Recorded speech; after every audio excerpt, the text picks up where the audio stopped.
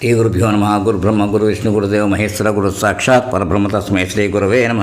సదాశివసమారంభం వ్యాసశంకర మధ్యమాచార్య పర్యంతం వందే గురు పరంపరాం అపార కరుణాసింధు జ్ఞానం శాస్త్రజ్ఞం శ్రీ చంద్రశేఖర గురు ప్రణమాము. శ్రీ గురుభ్యో నమ. గణాధిపతే నమ. ధర్మసారంలో ఇవాళ ఎపిసోడ్ 3 చెప్పుకోవాలి. ఇందులో మాట సాయం. తీగ సాగాలి అంటే ఆలంబన అవసరం. అలాగే మనిషి మనుగడ సాగాలి అంటే సాయం అవసరం. ధన సాయం, వస్తు సాయం, ఇలా ఎన్నో రకాల సాయాలు ఉన్నప్పటికీ వాటికంటే గొప్పమైనవి 2. అవి జంట పదాలు. అదే చేదోడు వాదోడు అంటే పనులలో సాయం చేయడం, మాట సాయం చేయడం. చేయి సాయం చేస్తే ఎంతటి కష్టమైన పనైనా సులువుగా చేసేయచ్చు. కానీ మాట సాయం ముందు ఇవన్నీ దిగుదుడిపే. అత్యంత క్లిష్ట పరిస్థితుల్లో చేసిన మాట సాయం విలువ ఇంత అంతా కాదు. కౌరవ పాండవులు ఇద్దరికి కావాల్సిన వాడు కృష్ణుడు. కురుక్షేత్ర యుద్ధం సమయంలో దుర్యోధనుడు, అర్జునుడు ఇద్దరు తమ పక్షాల తరఫున యుద్ధంలో సాయం అందించమని కృష్ణుడిని అడగడానికి వెళ్ళారు. ఇద్దరి మాట కాదనలేని కృష్ణుడు తమ దగ్గరున్న సేవా సముదాయాన్ని అంతా ఒకరికి సాయంగా పంపుతాను అన్నాడు. వారంతా ఆయుధాలు పట్టి యుద్ధం చేస్తారని చెప్పాడు. తను ఒకవైపు ఉంటానని, కానీ ఆయుధం పట్టనని, కేవలం సలహాలు ఇస్తానని అన్నాడు. ఎవరికి ఏ వాటా కావాలో కోరుకోమన్నాడు. ఆ సమయంలో సుయోధనుడు బాధ వర్ణాతీతం. ఎందుకంటే కృష్ణుని సేనాబలం తెలిసినవాడు అతడు. అటువంటి సేన తన వెంట ఉంటే మంచిది. తనకి తొలి అవకాశం ఇస్తే దాన్నే కోరుకోవాలి అనుకున్నాడు. కానీ ఆ అవకాశం అర్జునుడికి వెళ్ళిపోయింది. ఆ సేనని అతడు కోరేస్తాడు. యుద్ధం చేయకుండా సలహాలు ఇస్తూ కూర్చుంటే పనులు ఎలా జరుగుతాయి? అలాంటి కృష్ణుడిని తను ఏం చేసుకుంటాడు? ఈ బాధ లోపల పీకుతోంది దుర్యోధనుడికి. కానీ అతడు ఊహించినట్టు సైన్యాన్ని కోరలేదు అర్జునుడు. శ్రీకృష్ణుడే కోరుకున్నాడు. దాంతో సుయోధనుడికి మనశ్శాంతి చేకూరింది. అమ్మయ్య అనుకున్నాడు.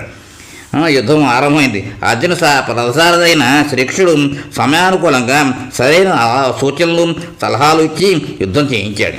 అంతేకాదు ఆ కాలం నుండి ఆధునిక కాలం వరకు మానసిక స్థైర్యాన్ని, ఆధ్యాత్మిక తత్వాన్ని, స్వయం నియంతృత్వాన్ని కలిగించే భగవద్గీతను బోధించాడు. ఆయన మాటల ద్వారా వచ్చిన భగవద్గీత ప్రభావం తన తరాల నుంచి జనులందరికీ ఎంతగానో ఉపకారం చేస్తోంది. మాట సాయం గొప్పతనం మాటల్లో వర్ణించలేంది.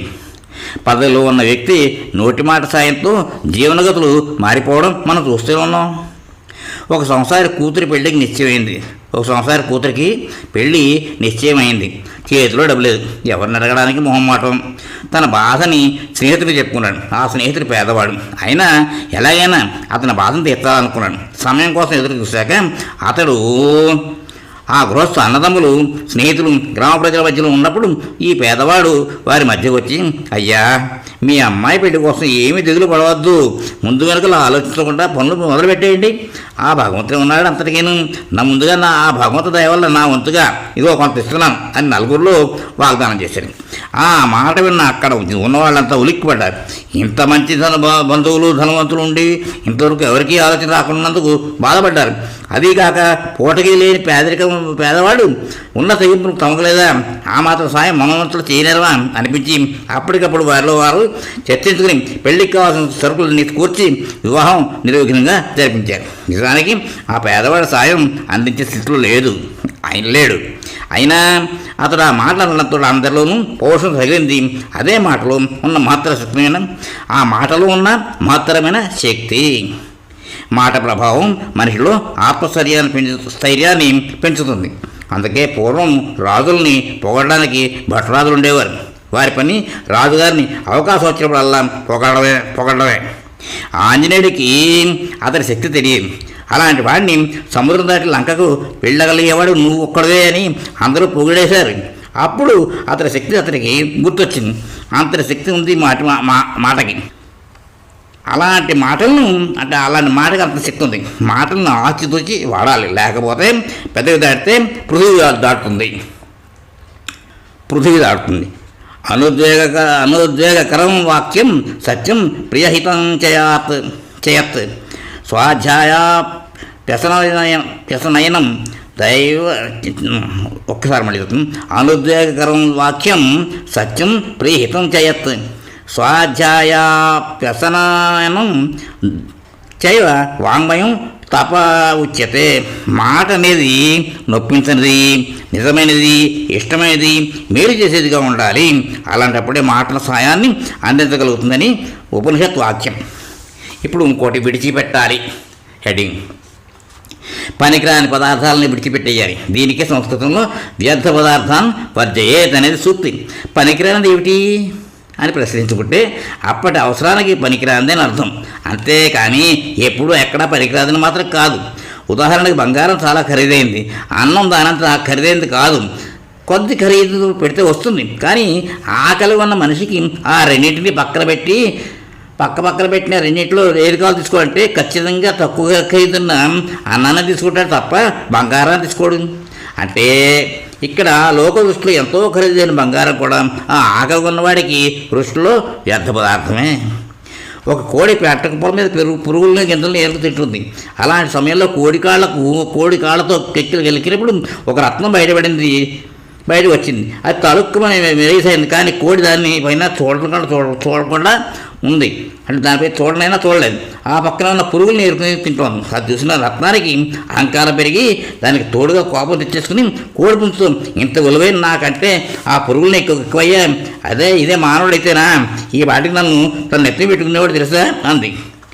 దీనికి జవాబుగా కోడి పుంజు, నువ్వు విలువైన దానివి కావచ్చు, కానీ నా అవసరం నా ఆకలి తీరడం లేదు. దానికి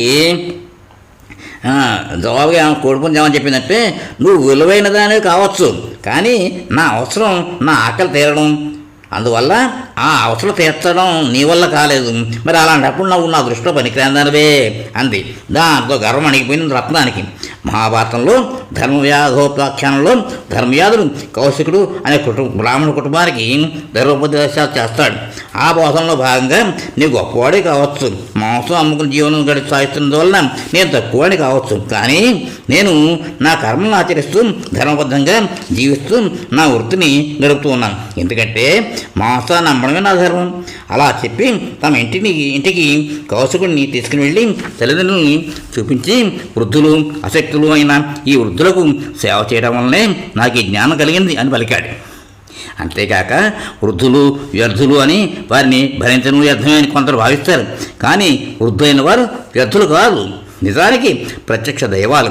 వారు మనుషులైనా గోవులైనా సరే వారికి నిరంతరం సేవ చేయడం వల్ల మన జీవితాలకు ఆశీస్సులు ఐశ్వర్యాలు కలుగుతాయని బోధన చేశాడు. ఈ బోధనల వలన వృద్ధులు వ్యర్థులు కారని సదా పూజనీయులని తెలుస్తోంది. వ్యర్థమైన విషయాలని పదార్థాలని దరిచేరనివ్వకుండా దూరంగా విడిచిపెట్టేయాలి. అలా చేయడం వల్ల ఎన్నో అనర్థాలు తొలుగుతాయి. ఉదాహరణకి సముద్రంలో దానికి సంబంధం లేనిది ఏది పడినా బయటకు నెట్టేస్తుంది.